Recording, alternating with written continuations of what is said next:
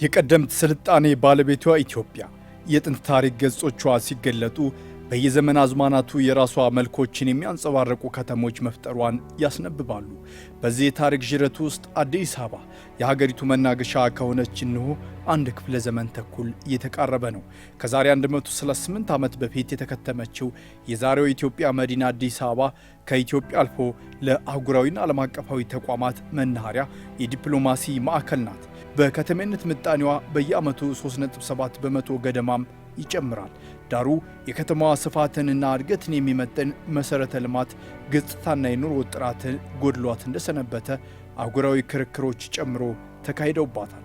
ኮሪደር ልማት እስከመጣበት ጊዜ ድረስ የመዲናዋ እምብርት የሚሰኙ በርካታ አካባቢዎች ገጽታቸው ከዛሬ 50ና 60 ዓመታት በፊት ከነበረው ጋር የተራራቀ አለመሆኑም ለዚህ አስረጅ ሆኖ ይቀርባል። እናም አዲስ አበባን ከታሪኳ ከመዲናነቷና ከዲፕሎማሲ ማዕከልነቷ የሚያስታርቁ ከመልከ ብዙ ጉድፎቿ ጽዳጅ መሰል ወንዞቿ ያዘመሙ ታዛዎቿ በማንጻት ስምና ክብሯን የሚመጥን ገጽታ የማላበስ ያለሙ ፕሮጀክቶች አሁን ተግባራዊ መሆን ጀምረዋል። የተቀናጀ የኮሪደር ልማት፣ የወንዝ ዳርቻና መልሶ ማልማት ፕሮጀክቶች የዚሁ አካል ናቸው።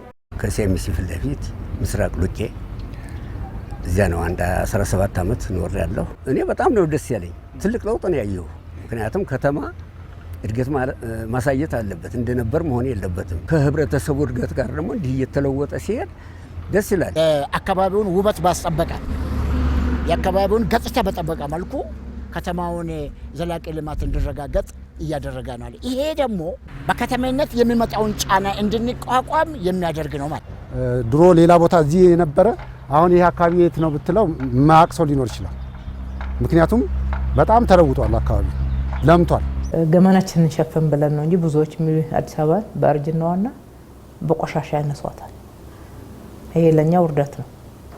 ስለዚህ ከተማችን ከቆሻሻ የማጽዳት እንደሚቻል በፍጥነት እንደሚቻል፣ ይሄ ረጅም ጊዜ ይፈጃል፣ ባህል ለውጥ መምጣት አለበት፣ እንደዛ ነው ሲባል ነበር ስንል ነበርኛ። ነገር ግን ቆርጠን እንዳመራር ከዘመትን ማህበረሰቡ እንደሚከተለን ያየነበት አንዱ ትልቁ ኮሪደር አንድ ነው።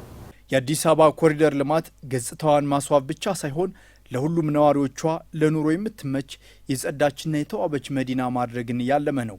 በመጀመሪያው ዙር የተሰሩ የኮሪደር ልማት ስራዎች ለዚህ ማሳያ ናቸው። አሁን ብዙ ሰው አልባሌ ቦታ ከመሄድ ይልቅ መጽሐፍ ይዞ ለማንበብ የተለያዩ የጥበብ ስራዎችን ለመስራት እየተጠቀመበት ነው ያለው። የሰራናቸው ህንፃዎች ሁሉ ውበታቸውን እየወጣ ነው። የምናያቸው ነገሮች በሙሉ መልካቸው ተቀይሯል ደስ በሚል ሁኔታ። ሰው በተፈጥሮ ውበት ይፈልጋል፣ ውበትን ማድነቅ ይፈልጋል። ስለዚህ እንደ ልቡ መንቀሳቀስ ይፈልጋል። ተንቀሳቅሶም ደግሞ ማየት የሚፈልገውን ነገር መጎብኘት የሚፈልገውን ነገር እንዲጎበኝ ያደርጋል። ቫይብራንት ሆነ ባስቲል የሆነ አካባቢ እንፈጥራለን። ይሄ የውበቱ አንዱ መገለጫ ማለት ነው። ስለዚህ የመሬት ገጽታውን አስጠብቀን ስንሰራ አንዱ ውበቱ አንዱ ኤሌመንት ወይም አካል አንዱ ነው ማለት ነው። አዲስ አበባ የትውልድ አገሬ ያደጉብሽ መንደር። ሁለተኛው የኮሪደር ልማት ደግሞ አዲስ አበባ በ8 አካባቢዎች የተከናወነ የሚገኝ ነው። በሁለተኛው ምዕራፍ የሚከናወነው የኮሪደር ልማት በአጠቃላይ 2879 ሄክታር መሬት የሚሸፍን ሲሆን 240 ኪሎ ሜትር የአስፋልት እንዲሁም 237 ኪሎ ሜትር የእግረኛ መንገድን ያካተተ ነው። በስምንቱ የኮሪደር ልማት ስፍራዎች 32 የህፃናት መጫወቻዎች፣ 79 የሚሆኑ የህዝብ መዝናኛ ስፍራዎች እንዲሁም 114 የመኪና ማቆሚያ ፓርኪንግና የታክሲና አውቶቡስ ተርሚናሎችን ያካተተ መሰረተ ልማት በመከናወን ላይ ነው። ከነዚህ በግንባታ ላይ ከሚገኙ 8 ኮሪደሮች መካከል ደግሞ አሁን የምንገኝበት የሲኤምሲ ሰሚት ጎሮ ቦሌ ቪአይፒ ተርሚናል ኮሪደር፣ የአዲስ ኢንተርናሽናል ኮንቬንሽን ኤግዚቢሽን ማዕከል ኮሪደር አንዱ ነው። ይህ ርዝመቱ 10.8 ኪሎ ሜትር የሆነ ቦሌ ዓለም አቀፍ አውሮፕላን ማረፊያን ከአዲስ ኢንተርናሽናል ኮንቬንሽን ሴንተር ጋር የሚያገናኝ ትልቅ ፕሮጀክትም ነው።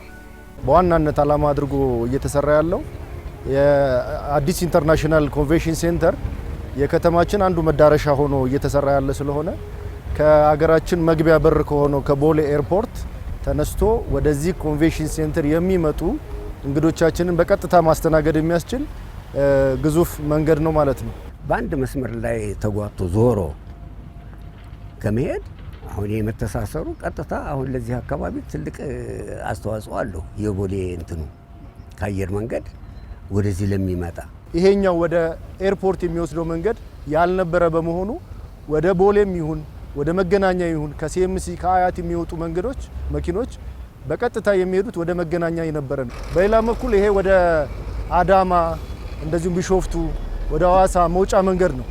በጣም ምቹና የሚያሳልጥ መንገድ ነው።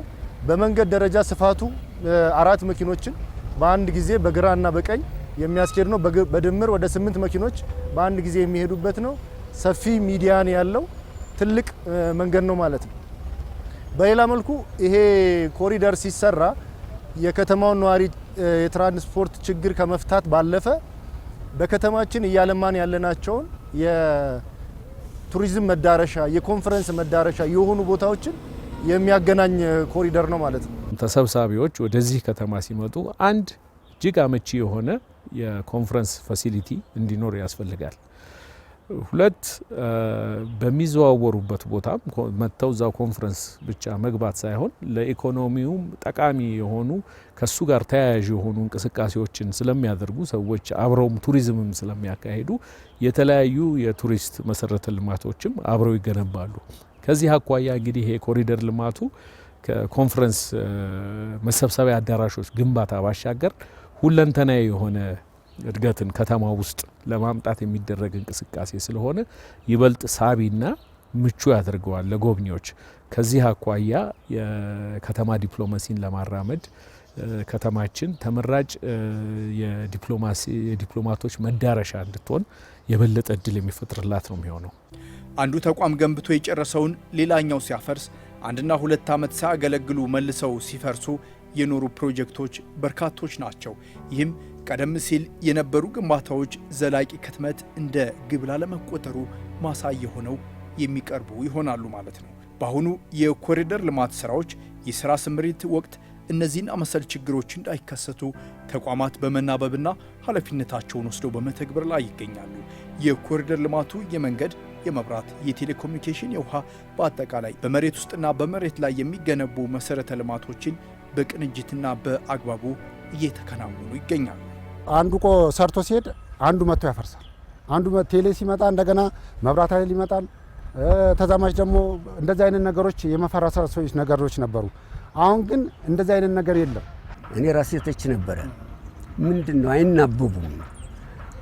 መብራት ኃይል ሰርቶ ከሄደ በኋላ ውሃ ክፍል መጥቶ ቆፍሮ እንደገና የተሰራው የሀገር ኢኮኖሚን ለምንድን ነው እንደዚህ የሚባክነው? ለምን አይናበቡም? እኔ ራሴ ተች ነበረ እና አሁን አያያዙን ሳየው አስቀድሞ እንትኖች እየተሰሩ ያለው ውሃ መብራትም እየተቀበረ ውሃም በመሬት ውስጥ እየተቀበረ እየሄደ ስልኮችም እንደዚያ ምናልባት ወደፊት ያ ህብረተሰቡ የሚያማርረው ችግር ይፈታል ብዬ ነው። የተሰራነውን ነገር ማፍረስና ማበላሸት ነው የሚሆነው። ያ በሚሆንበት ጊዜ እድሜው ያጥራል ማለት ነው። ስለዚህ እነዛ ነገሮች በመቀናጀታቸው ምክንያት እነዚህ ትልቅ ፕሮብሌም የሆኑብን ነገሮች ተቀርፈዋል ማለት ነው። የሚዘረጋው መሰረተ ልማት አንዱ ከአንዱ ጋር የተቀናጀ ነው። አንዱን ለመዘርጋት ሌላውን የማታፈርሽበት እድል ይዞ ነው የመጣው ማለት ነው። ስለዚህ ዘላቂ ነው ማለት ነው። ጥገና ራሱ አንድ ቦታ ቁጭ ብለህ ነው የምትቆጣጠረው። አሴት ማኔጅመንት እንላለን። አንድ ሴንተር ላይ ሲቹዌሽን ሩም ውስጥ ቁጭ ብለህ ራሱ የት እንደተበላሸ ቼክ እያደረግ ሜንቴናንስ እያደረግ መሰረተ ልማቱ በቀጣይነት አገልግሎት እንዲሰጥ በንድፈ ሀሳብ ደረጃ ነው እንጂ በተጨባጭ የመሰረተ ልማት ቅንጅት በከተማ ልማት ስራዎቻችን ላይ ማምጣት አልቻልንም ነው የነበረው። በዚህ አሁኑ ኮሪደር ልማት ስራችን አንዱ ውጤታማ የሆንበት የመሰረተ ልማት የተቀናጀ የመሰረተ ልማት ስራዎች መስራት ችለናል። ፍሳሽ፣ የኤሌክትሪክ፣ የውሃ፣ የቴሌ፣ የቴክኖሎጂዎችን ተግባራዊ ልናደርግ የምንችልባቸው የስማርት ፖሎችን ጨምሮ በርካታ የመሰረተ ልማቶችን አቀናጅቶ የመምራት ስራን አስተምሮናል። በአጠቃላይ ይሄ የኮሪደር ልማት ስራችን አዲስ አበባን ብቻ ሳይሆን በሀገራችን የሚገኙ በርካታ ከተሞችን ያነቃቃ፣ የአፍሪካ ከተሞች በሞዴልነት እንዲያዩት እድል የፈጠረ ትልቅ ስራ ነው። በዚህ ወቅት ሁለተኛው ዙር የኮሪደር ልማት ስራዎች ለማጠናቀቅ ፍጥነትን ከውበት አቀናጅተው ከመጀመሪያው ዙር ተሞክረው ወስደው ሁሉንም ኮሪደሮች በተያዘላቸው ጊዜ ለማጠናቀቅ በግስጋሴ ላይ ናቸው። የኮሪደር ልማቱ ሰራተኞች 7ቱንም ቀናት 24ቱንም ሰዓታት ትጋት ላይ ናቸው። በጊዜና በጥራት ከማድረስ አኳያ ይነሱ ለነበሩ ጥያቄዎች ምላሽ የሚሆኑ ብቻ ሳይሆን እንደ ሀገር አዲስ የሥራ ባህልን የፈጠሩና የሚያለማምዱ በቀጣይ ሀገር ለምትሰራቸው ፕሮጀክቶች ለሥራ ተቋራጮች አዲስ አይነት አሰራርና ፍጥነትን እያለማመዱ የሚገኙ የፕሮጀክት ግንባታዎች ናቸው። የኮሪደር ልማት እስከዛሬ ከምንሰራቸው ፕሮጀክቶች ወይ እኛ ሀገር ከተለመዱ ፕሮጀክቶች የሚለየው ትንሽ የሥራ ባህሉ ለየት ይላል። ፍጥነትንና ጥራትን እና የሥራ ሰዓትንም አሻሽለን የምንሰራበት ነው። አቆይተን በምንሰራበት ጊዜ ውስጥ የሚባክኑት ጊዜዎች መንገዱ ጥቅም ላይ እንዳይውል ያደርግ ነበር። አሁን ግን ቶሎ ወደ ስራ እንገባለን። ስለዚህ መንግስት ላይ ፕራይስ እስካሌሽን የምንለው እስካሌት የሚያደርገው ነገር ይቀንስለታል ማለት ነው፣ ወይም አይኖርም። ካለውም የዓለም አቀፍ ኢኮኖሚ እድገት ፍጥነትም አንጻር አሁን ካለው የኑሮ ውድነትም አንጻር ምናምን መቋቋም የምንችለው የሥራ ባህላችንን በመቀየር ነው። ያ ደግሞ ይሄ ትንሽ በቀን ውስጥ የ8 ሰዓት መስራት በአሁን ሰዓት ብዙም አዋጭ አይደለም። ሰው ከዚህ ፕሮጀክት የምንማረው በነጋዴውም ይሁን ኮንስትራክሽን ላይ ይሁን የትኛውም ስራ ላይ የሥራ ሰዓታችንን መጨመር እና ፍጥነታችንን ኳሊቲያችንን ማሳደግ። አቆራርጥ ነበረ። ይሄ ግን አንድ ቀን እንደውም እንደ አቅሜ ከፈቀደ አዳር መስራት ይችላሉ በዚህ ጉዳይ ላይ እና ያው ረጅም ሰዓት ያው እየጠቀመኝ ነው እየሰራናለን። ምሽትም ቀን መስራት ይቻላል። እንደውም እያደር የተገኘው ልምድ ለካ ለኮንስትራክሽን ስራ ሌሊት ነው የሚሻለው። ብዙ መንገድ ላይ መጣበብ የለም፣ ምቹ የሆነ ሁኔታ ይፈጥራል። ለሌባ ለምን ሳይጋለጥ በትክክል ፓርኪንግ እንድንሰራ እኛም ተደራጅተን በህጋዊ መንገድ እንዲሆን ይህንን ምቹ ሁኔታ ፈጥሯል። ገቢ ሆኖልናል። ኮሪደር ልማቱ ለኛ ይዞ የመጣው ጥሩ ነገር ነው። መጸዳጃው በጥሩ ሁኔታ ገንብቶ ነው የሰጡን። ተደራጅተን እየሰራን ነው። ባለድርሻነትን ባለቤትነትን አስመስክረዋል። ወጣቶች በጉልበታቸው በሀሳባቸው አካባቢውን በመሰረተ ልማት በመጠበቅም ጭምር ሰፊ ስራ እድል ነው እየፈጠረ ያለው። የሰው ልጅ በህይወት ለመቆየት የደም ዝውውር እንደሚያስፈልገው ሁሉ ከተሞችም እንዲያድጉ የዘመነ የመብራት፣ የመንገድ፣ ኢንተርኔት፣ የውሃ መስመር፣ የፍሳሽ ማስወገጃ ስርዓት ሊኖራቸው ይገባል ይላሉ የዘርፉ ባለሙያዎች።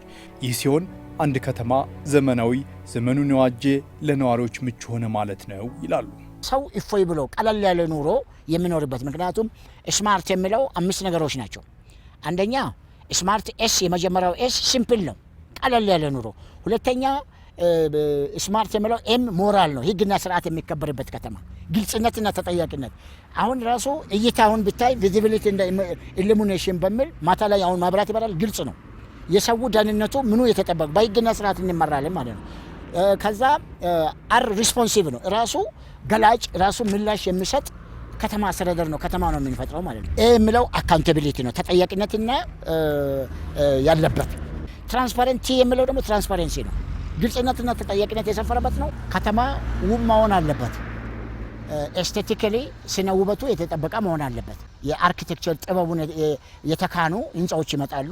ሁለተኛ ደግሞ እንደዚህ የምታያቸው አሜኒቲስ የምንላቸው መቀመጫ ቦታዎች፣ መሄጃ ቦታዎች፣ ግሪን ስትሪፕ የምንላቸው ሳይክል የሚሄድበት፣ እግረኛ የሚሄድበት ቅይጥና ሰብሰብ ያለ ከተማም ጭምር ነው የምንፈጥረው ማለት ነው። አዲስ አበባ ያረጀች ከተማ ናት። አዲስ አበባ ለብዙ አመታት በጥገና የቆየች እንጂ መሰረታዊ የከተማ ነዋሪዎቿን ፍላጎት የሚያሟላ የተቀናጀ መሰረተ ልማት አልነበራትም። ወይ መንገድ ይሰራል፣ ፍሳሹ ይረሳል፣ ወይ ደግሞ ኤሌክትሪኩ ይሰራል፣ ከመንገድ ጋር አይቀናጅም፣ ከውሃ ጋር አይቀናጅም፣ ከቴሌ ጋር አይቀናጅም። ስማርት ሲቲ የሚለውን ኮንሰፕት በሙሉ አካቶ ተግባራዊ የሚደረግ አልነበረም።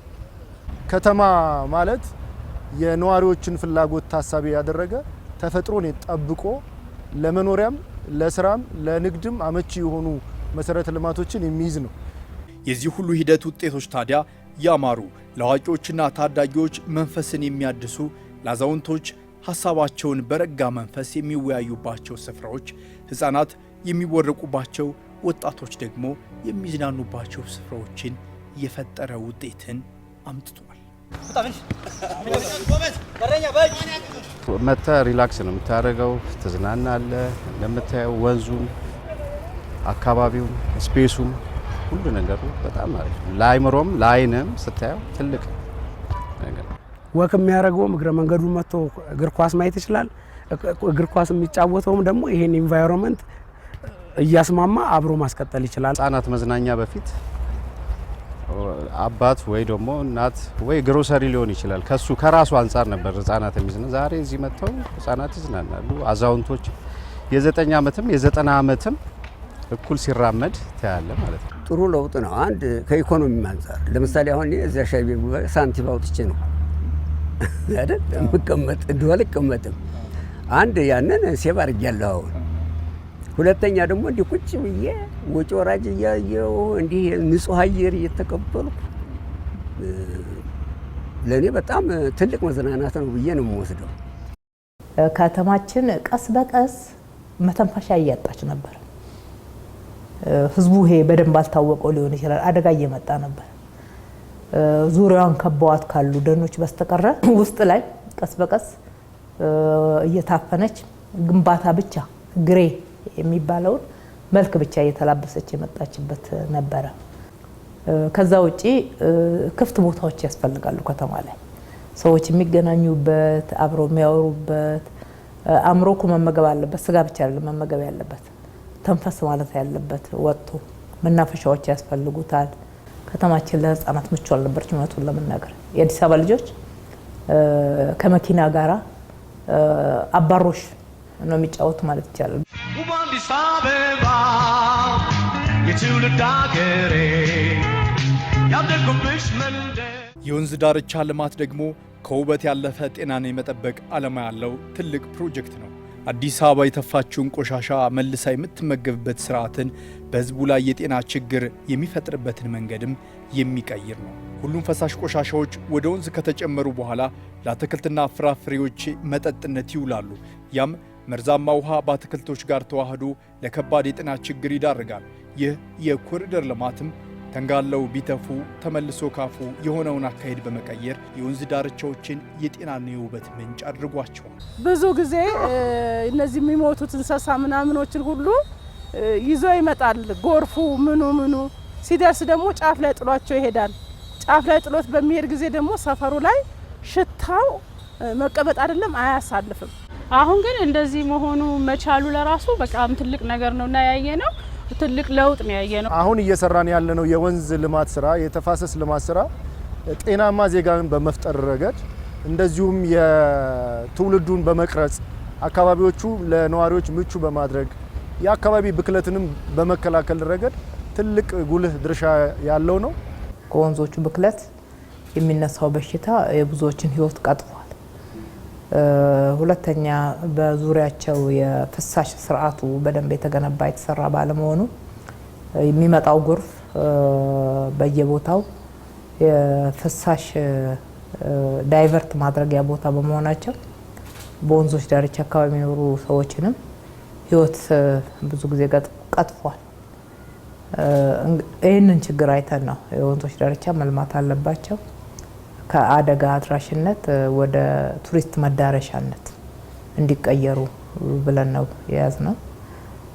በአሁኑ ሰዓት በመልማት ላይ ነው ያሉት። አዲስ አበባ አሁን ጎዳናዎቿን ገልጣ በፓርኮቿ በሙዚየሞቿና በምቹ ጎዳናዎቿ ለሚመለከቷት ሐሴት የምትፈጥር አዲስ አበባ ሆናለች። በጅምር ላይ ያሉት የልማት ኮሪደር ሲጠናቀቁም አዲስ ውበት አዲስ መስህብ እንደምትፈጥር ይጠበቃል። ጥራት ያለው መሰረተ ልማት ለቱሪስት መዳረሻ ቦታዎች እንደ ድልድይ ሆኖ ያገለግላል። ኢትዮጵያ እምብዛም ተጠቃሚ ያልሆነችበት የሀገር ውስጥ ቱሪዝም መነቃቃት ታይቶበታል። በሚሊዮኖች የሚቆጠሩ የሀገር ውስጥ ቱሪስቶች ባለፉት 9 ወራት ብቻ ከተማችንን መርገጥ ችለዋል፣ መጎብኘት ችለዋል። የኮሪደር ልማቱ በተለየ ደግሞ ለዚህ አስተዋጽኦ አለው። ሰው በተለያየ ሚዲያ የኮሪደር ልማቱን እየተከታተለ ነው ያለው። በሚያገኘው አክሰስ ስለ ከተማችን የልማት እንቅስቃሴ ያየውን ነገር በሚዲያዎች መጥቶ ደግሞ በአካል ማየት ይፈልጋል። እንግዲህ ለሀገር ውስጥ ቱሪዝም በጣም ከፍተኛ አስተዋጽኦ ይኖረዋል። ሰው ኢንስፓየር እንዲያደርግ፣ ሰው ከቤት ወጥቶ እንዲንቀሳቀስ ይህም ብቻ ሳይሆን የጉብኝት ባህላችንንም ጭምር የሚቀይር የልማት ስራ ነው ብሎ መውሰድ ይቻላል። እየታዩ ነው። ሁላችንም እንደምናየው መንገድ ላይ ወክ እያደረግን ብናይ በርካታ የውጭ ሀገር ቱሪስቶች በኮሪደር ልማት ላይ በሳይክል መንገድ ላይ የሄዱ እየጎበኙ እያየን ነው ማለት ነው። በጥቅሉ ከተማችንን ውብ ጽዱ ያደርጋል። ከቆሻሻ ያጸዳታል፣ ያሳምራታል፣ ያስውባታል። ለጤና በጣም ትልቅ አስተዋጽኦ አለው። ሁለተኛ ከዚሁ ጋር ተያይዞ ከተማችን የቱሪስት መዳረሻ ትሆን ዘንድ አስተዋጽኦ አለው። ቱሪስቶች ፊታቸውን ወደዚህ እንዲመልሱ የሚጎበኟት ከተማ እንድትሆን ያደርጋታል። አዲስ አበባ የተለያዩ ሀገራት ኤምባሲዎች፣ ቆንጽላዎችና የዲፕሎማቲክ ማህበረሰብ መቀመጫ ድንቅና ውብ ከተማ ብትሆንም እንደ ዕድሜዋ ያልዘመነች መሰል የአፍሪካ አቻዎቿን እንኳን ያልተስተካከለች ውበትና መሰረተ ልማቶቿን ለማቀናጀት የተቸገረችበት ጊዜ ታሪክ እየሆነ ይመስላል። አዲስ አበባ ከጄኔቫና ኒውዮርክ ቀጥላ ሶስተኛዋ የዓለም የዲፕሎማሲ ማዕከል ነች። ከ138 በላይ ኤምባሲዎችና ቆንጽላ ጽሕፈት ቤቶች የሚገኙባት እንደ አፍሪካ ህብረት፣ የተባበሩት መንግስታት ድርጅት፣ የኢኮኖሚክ ኮሚሽንና መሰል ተቋማትን ያቀፈች ዲፕሎማሲያዊ ማዕከልነቷን የሚያጠናክርላትን እድል የኮሪደር ልማቱ ይዞላት መጥቷል። አዲስ አበባ ከተማ ለነዋሪዎቿ ብቻ ሳይሆን ምቹ መሆን ያለባት ለምታስተናግዳቸው እንግዶችም ምቹነቷን፣ ሳቢነቷን ጠብቃ መቆየት ይገባታል። የአፍሪካ ህብረት 38ኛው የመሪዎች ጉባኤ ወቅት መሪዎች፣ የውጭ ጉዳይ ሚኒስትሮች ከሀገራችን ባለስልጣናት ጋር ባደረጓቸው ሁለትዮሽ ውይይቶች ወቅት እኔም ራሴ የታዘብኩት በመጀመሪያ የሚያነሱት ከተማችሁ ተቀይሯል፣ እንዴት ነው በዚህ በአጭር ጊዜ ውስጥ ይሄ ሁሉ ስራ ሊሰራ የቻለው የሚሉ ጥያቄዎች የአግራሞትና የአድናቆታቸውን የገለጹበት ነው። ይሄ ምንድነው ፋይዳው? ለዚህ ከተማ ነዋሪዎች እስካሁን የነበራትን የዲፕሎማሲ መዲናነትን ማጽናት ብቻ ሳይሆን ዛሬ ዓለም የውድድር ዘመን ነው። ከተሞች የተሻለ ካፒታል፣ የተሻለ ዓለም አቀፋዊ እንቅስቃሴዎችን ለመሳብ ፉክክር የሚያደርጉበት ወቅት ነው። ከዚህ አኳያ አዲስ አበባ ከተማ በዚህ በኮሪደር ልማቱ ራሷን መቀየር መቻሏ በቀጣይም ሌሎች ዓለም አቀፍ ድርጅቶች በመዲናችን የሚስተናገዱበትን እድል የሚያሰፋና የነበሩትንም የማጽናት እድሉ እጅግ የሰፋ ነው። ይሄ ብቻ ሳይሆን ይሄ የኮሪደር ልማቱ ይዞት የመጣው የአረንጓዴ ልማት ጽንሰ ሀሳብም ከተማውን ለምቹነት ለማረጋገጥ አረንጓዴ ከመሆኑ ጋር በተያያዘ የኃይል አጠቃቀሙም እንዲሁ ታዳሽ ኃይልን የመጠቀም አቅጣጫ እየተከተለ መምጣቱ ከዓለም ከተሞች ተወዳዳሪና ተፎካካሪ ሊያደርገው የሚችል ማሳያው ነው። ኮሪደሩ አዲስ አበባን የኮንፈረንስ የቱሪዝም ብሎም የአፍሪካ መዲናነቷን ይበልጥ አጠናክራ ተመራጭ እንድትሆን አድርጓታል። ለዚህ ማሳያው በቅርቡ በከተማችን እየተካሄዱ ያሉ ኮንፈረንሶች፣ የተለያዩ ስብሰባዎች፣ ኤግዚቢሽኖች አንዱ ማሳያ ናቸው ብሎ መውሰድ ይቻላል። ውብ አዲስ አበባ የትውልድ አገሬ ያደግኩብሽ መንደር እንጦጦን ያለማች አዲስ አበባ ሸገር ፓርክን፣ አንድነት ፓርክን፣ አድዋ ሙዚየምን ለውበቷ ተጨማሪ ጌጥ ያደረገችው መዲናዋ አዲስ ኢንተርናሽናል ኮንቬንሽን ማዕከልን ገንብታለች። የኮንፈረንስ ማዕከልነቷን ለማስቀጠል ሁነኛ ስፍራ ሆኗል። የአዲስ አበባ ውብና ጽዱ መሆን የኮንፈረንስ ቱሪዝም አቅምን በአግባቡ መጠቀም የሚያስችል እድልን ፈጥሯል። በዚህ ፕሮጀክት ሲኤምሲ ሰሚት ጎሮ ቦሌ ቪአይፒ ተርሚናል የኮሪደር ልማት ቦሌ ዓለም አቀፍ አውሮፕላን ማረፊያን ከአዲስ ኢንተርናሽናል ኮንቬንሽን ማዕከል ጋር በማገናኘት ትልቅ የኮንፈረንስ ማዕከልነቷን ለማጠናከር ሁነኛ ፕሮጀክት ሆኖ ተከስቷል። አንድ ኮንቬንሽን ሴንተር በሺዎች የሚቆጠሩ ተሳታፊዎች ስለሚመጡ እንደ ልባቸው ተንቀሳቅሰው ወደ ስብሰባ ቦታቸው እንዲሄዱ ትልቅ አስተዋጽኦ ይኖረዋል። ለሱም ብቻ ሳይሆን እንግዲህ አካባቢውንም ትልቅ ውበት አላብሶታል። ከዚህ በፊት እንግዲህ ቱሪስት ሲንቀሳቀስበት የነበረው ውስን የሆኑ የትራንስፖርቴሽን ዌዮች ነበሩ። እሱም መኪና ብቻ ነው ወይም ታክሲ መጠቀም ብቻ ነው። አሁን ላይ ግን የኮሪደር ልማቱ በተለይ ደግሞ የባይስክል መንገድም ስላለው ቱሪስት በሚመቸው የትራንስፖርቴሽን ሚንስ ሳይክል ቢፈልግ መኪና ቢፈልግ በሱም እየተንቀሳቀሰ ከተማውን እየጎበኘ ጥሩ አየር እየወሰደ ወደሚቀጥለው መዳረሻው መሄድ ይችላልና በዚህ ዘርፍ በተለይ ለውጭ ሀገር ቱሪስቶች ቦሌ አየር መንገድ ሰፊ ሰዓት ለሚያሳልፉ ቱሪስቶች የኮሪደር ልማቱ በጣም ትልቅ አስተዋጽኦ ይኖረዋል። የአድዋ ውስጥ ብቻ በርካታ ኮንፈረንሶች ተካሂደዋል በዚህ ዓመት። አዲስ ኮንቬንሽን ሴንተር ደግሞ ከተከፈተ ጊዜ ጀምሮ እንዲሁ እንግዶችን እያስተናገደ ነው የሚገኘው በኮንፈረንስ። ስለዚህ አዲስ አበባ ከዲፕሎማሲ መዲናነቷ ባሻገር እነኚህ በየጊዜው የሚገነቡ አመቺ የሆኑ ለስብሰባ አመቺ የሆኑ ለተሰብሳቢዎች አመቺ ምህዳር የሚፈጥሩ ሁኔታዎችን ባካተተ መልኩ የምታስተናግዳቸው እንግዶች ምቹ የኮንፈረንስ ዴስቲኔሽን ያደርጋታል። ትልቅ ፖቴንሻል ይዛ ይሄን ስቶፕ ኦቨር ቱሪዝም ያልተጠቀመች ሀገር ነች። የ2024ን ሪፖርት ብቻ ካየን ወደ 11 ሚሊዮን የሚጠጋ ፓሴንጀር አዲስ አበባ ነክቶ ወደ ሌላ ሀገር ተንቀሳቅሷል። ይሄን በጥቂቱ አዲስ አበባን እንዲጎበኝ ስቶፕ ኦቨር ስንል ትራንዚት ቱሪስትስ ጥቂት ሰዓታት ነው የሚኖራቸው። 2 ሰዓት 3 ሰዓት ያለው አንድ ትራንዚት ቱሪስት ወጥቶ ቦሌን ጎብኝቶ መመለስ ይችላል። ወጥቶ አድዋ ሙዚየምን ጎብኝቶ መመለስ ይችላል። ይሄ ደግሞ ለቱሪዝሙ በጣም እንዲፋጠንና እንዲሳለጥ ያደረገ ምቹ ሁኔታ የፈጠረ ልማት ነው ብሎ መውሰድ ይቻላል። በርካቶች ወደ አዲስ አበባ መምጣትን እንደ አንድ ፓን አፍሪካኒዝም መገለጫ አድርገው ይወስዱታል። ኔልሰን ማንዴላ ሎንግ ዎክ ቱ ፍሪደም በሚለው መጽሐፍ ፓሪስ፣ ኒውዮርክ ወይም አሜሪካ ከሚሄድ አዲስ አበባ መሄድ ለኔ ልዩ ትርጉም አለው፣ በህይወቴ ልዩ ስፍራ የምሰጠው ነው ብለው ምስክርነታቸውን የሰጡበት ነው። ይሄ ማንዴላ ብቻ ሳይሆኑ ሌሎች በርካታ ከአፍሪካ ከተሞች እና ሀገራት የሚመጡ ወንድሞቻችንና እህቶቻችን አዲስ አበባን የማየት ጉጉት አላቸው። አዲስ አበባ መጥተው በሚያዩበት ጊዜ የዛ አይነት ስሜት የሚፈጥር ኤክስፒሪየንስ ነው ያላቸው። የአዲስ አበባ መልክ ሲያምር በነዋሪዎቿ ፊት ላይ የሚነበብ እርጋታን ይፈጥራል። የመዲናዋ ምቹነት የማህበረሰብ የኑሮ ዘይቤን ይቀይራል። ጽዳትና ውበት የነዋሪዎቹ አካላዊና አእምሮዊ ጤና እንዲጠበቅ የሚያስችልም ያደርገዋል። የከተማ ፕላን ባለሙያዎች እንደሚሉትም በየዘመናቱ የንግድ የኪነ ጥበብና የሃይማኖት ማዕከላት እንዲሁም የስልጣኔ ማዕከላት ከተሞች ሆነው ዛሬም ቀጥለዋል።